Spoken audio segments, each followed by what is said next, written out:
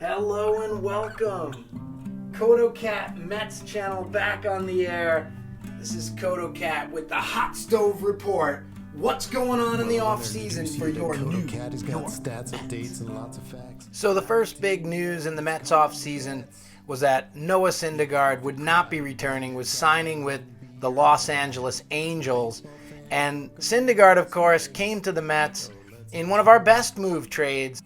We parlay R.A. Dickey and his Cy Young into Syndergaard and d'Arnaud. Great trade. Mets bring him up. Rookie year. Comes in fourth in Rookie of the Year. But famously, in the World Series, you could see the Royals getting all fired up. He had a plan for this leadoff batter, Alcides Escobar. Been giving us trouble all series.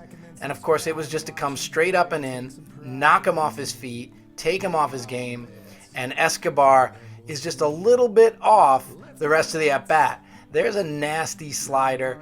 Syndergaard, probably most famous for this, and he gets the only win for the Mets in the World Series. Let's go Mets! Leaves me on good career stats. 16 games over 500, a 600 winning percentage, a 3.32 career ERA. In the prime of his career, you'd say, because he's 29, but also coming off injury, so lots of question mark there. The Mets couldn't pull the trigger.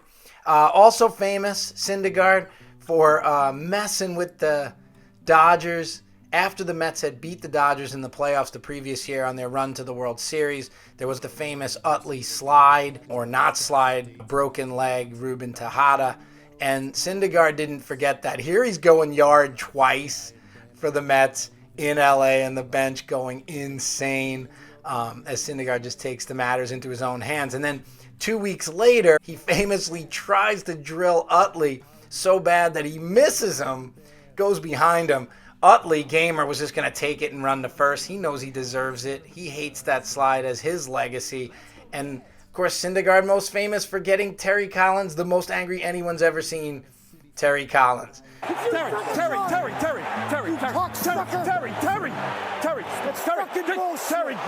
get a hand. Tommy, that's fucking bullshit. You know it. Then you talk to me about it. You know. Okay. You gotta give us a shot. You know what? You gotta give us a shot. Okay. Syndergaard, fantastic in the wild card game.